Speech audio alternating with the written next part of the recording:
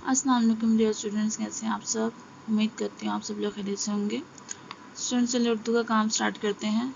Planner open करें और planner में प्लान नंबर 55 में डेट मेंशन कर लें। ठीक है जी, प्लानर नंबर 55 में हमारे पास काम है सफ़ा नंबर 42 और 43 पे तफ़हीम इबारत से रिलेटेड। ठीक है, तो चलें सफ़ा नंबर 42 ओपन करते हैं।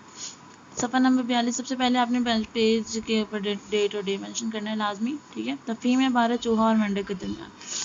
चलिए रीडिंग स्टार्ट करते हैं। हम रीडिंग गौर से सुनिएगा क्योंकि इसी से रिलेटेड हमारे पास कुछ क्वेश्चंस आएंगे जिनके आंसर्स आप लोग जो है वो खुद आंसर्स करेंगे। ठीक है, तो चलें स्टार्ट करते हैं।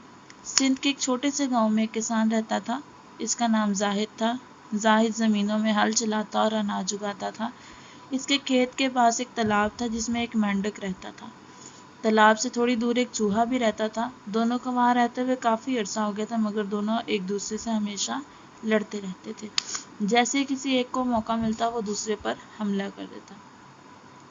आखिर एक दिन मेंढक ने चूहे से कहा, अगर हिम्मत है तो खेत के सामने जो बड़ा मैदान है वहाँ आ जाओ। ये सुनकर चूहा बोला, क्या तुम मुझे कमज़ोर समझते हो? चलो आ जाओ। दोनों मैदान में पहुंचे और लड़ाई शुरू कर दी। दूर एक दरख्त पर बैठी चील इन दोनों को काफ़ी देर से देख रही थी। वो उड़ती हुई नीचे झपटी और दोनों को चोंच में दबाकर ले उड़ी।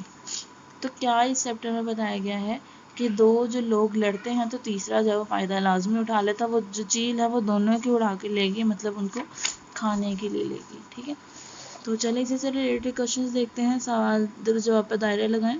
डैश के छोटे से गांव में, कहाँ कौन से जगह का छोटा सा गांव था, कौन से सूबे का, पंजाब, सिंध या बलूचिस्तान?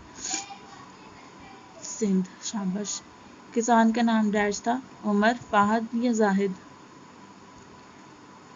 यस, जाहिद। सिंध, जाहिद। दूर एक डैश पर चील बैठी थी। चील कहाँ बैठी थी? मकान पर, दरख्त पर या चोटी पर?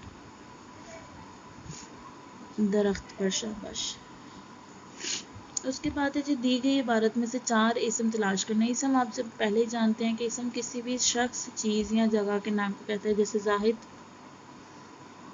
ठीक है, उसके बाद चील, चूहा, मेंढक, ये भी जो है वो इसम ही है। इसके अलावा दरख्त इसम है, सिंध इसम है। ठीक है, तो आप कोई भी लिख सकते हैं। ठीक है, सिंध लिख लिया, जाहिद लिख लिया, जानवरों में से किसी एक का लिख लेते हैं, जैसे चूहा लिख लें।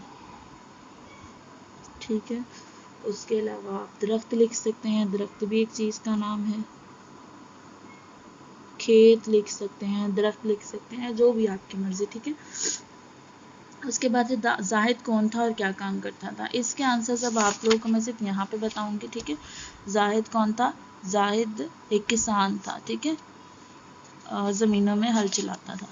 ठीक है, जाहिद कौन था? जाहिद किसान था और वो ज़मीनों में हल चलाता था। इसी तरह से आप इसका आंसर लिखिएगा। ठीक है, आंसर लिखना।